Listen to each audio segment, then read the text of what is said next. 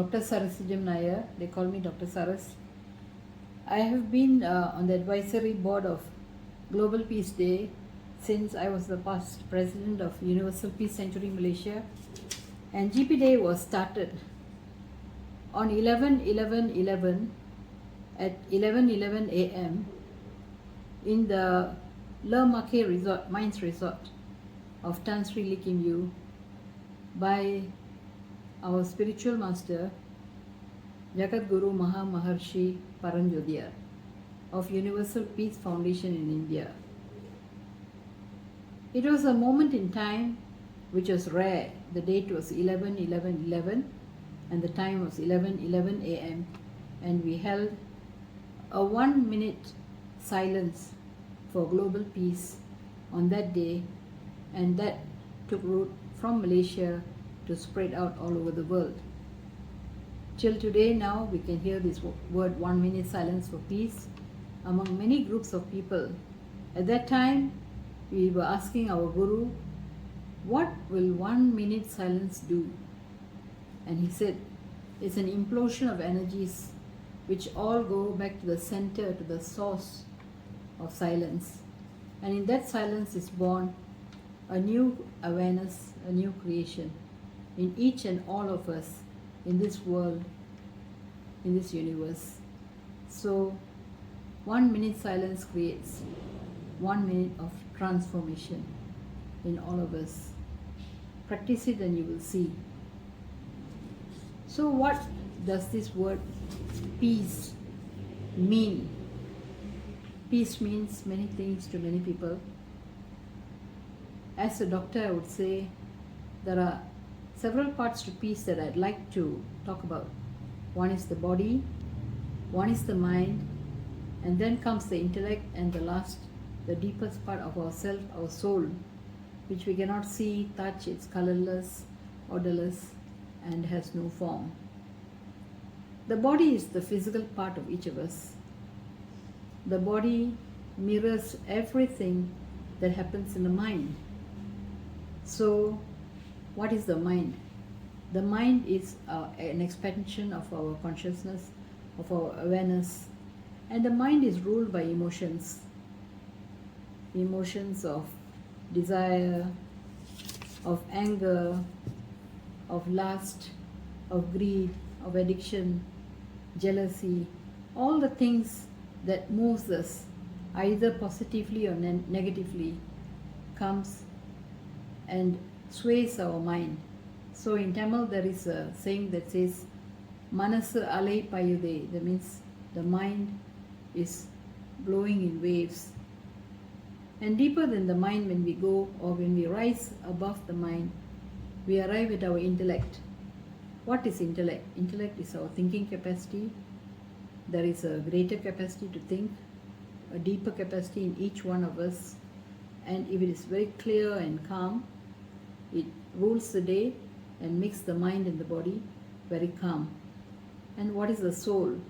The soul is the deepest part of each of us, from where arises our deepest longings, our deepest wishes and goals, our agenda for coming into life, and what we wish to achieve in our lives. So in a situation where there's hope, there's care, there's love, there's feelings of joy, our being thrives and becomes happier and able to do more things.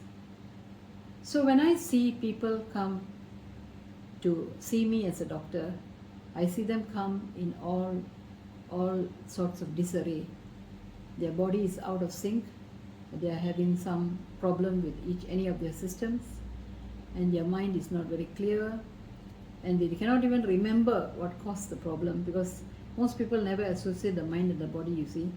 So what we call as psychosomatic problems, because when our thinking is wrong, our body mirrors that, and that's the truth.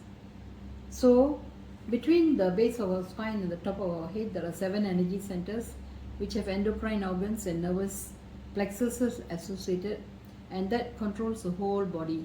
It's like the hardware and the software of a computer. So when we address the issue, when I see a patient as a doctor, I normally go back to the history. The history is very important. Did anything happen at the time when you got this illness? Did you lose your money? Did you have a problem with your relationship? Did you feel terribly upset about something? Many times they can't remember, but when they think about it, they come up with something or the other.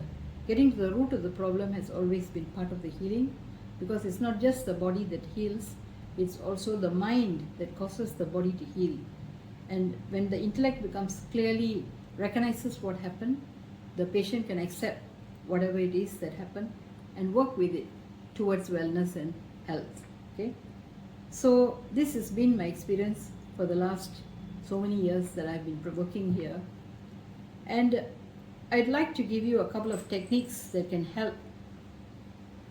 One of the techniques I used to tell my patients is I give them a touch of maybe eucalyptus oil or minyak kappa or wicks or amurdanjan, whatever is aromatic, even a perfume, let's say, or an essential oil.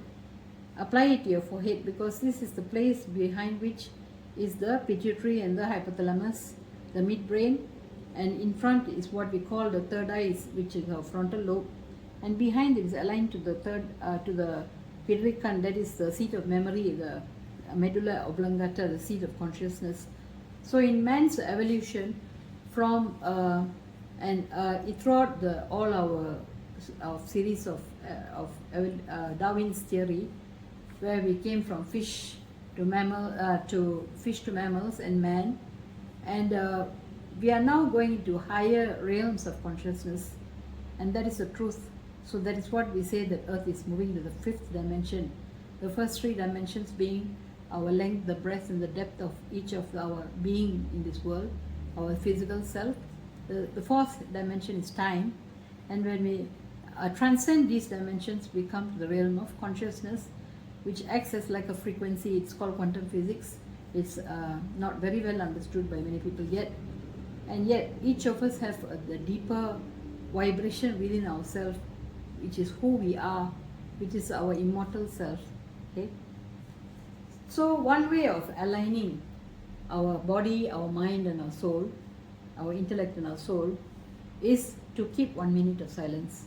How do you keep 1 minute of silence? You focus on your forehead here, focus on your breathing. Now you can close your eyes, keep your spine, your neck and your head erect. Sit comfortably. You can hold your hands together and your feet can be together. So you're closing all your circuits, your electrical circuits in your body. And with that energy, focus your mind here and take a deep breath. There are two ways of breathing. One is breathe in for 5 counts, hold for 5 counts, breathe out for 5 counts, and hold for 5 counts. So that makes it 20. And 20 times 3 is 60, which is 1 minute. The other way, if you can't hold your breath for a long time, you can do it for 3 counts. In 2, 3, hold 2, 3, out 2, 3, and hold 2, 3, which is 15 seconds times 4 is equal to 60 seconds. So 5, sorry. And so what happens is that when we do this, we hold 1 minute of silence, and our consciousness is focused on our forehead eye, what we call the forehead eye, and you will find that your whole being comes into alignment.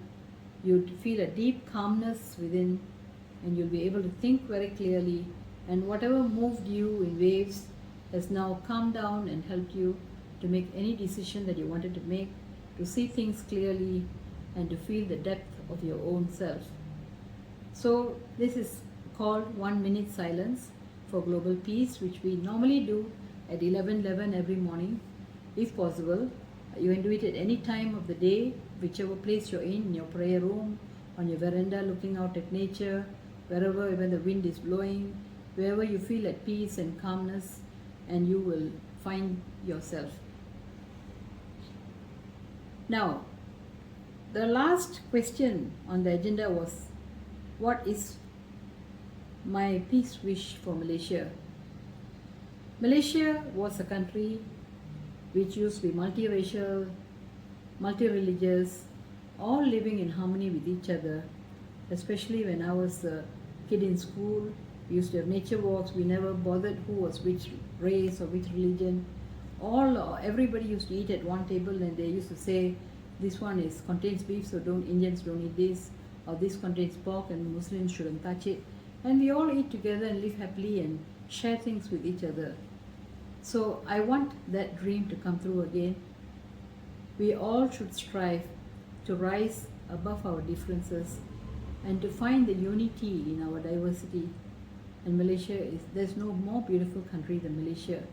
Malaysia is a land of possibilities. Malaysia boleh, and we ought to make that the reality to come. I wish Malaysia, this dream will come through. Thank you very much. Santosham.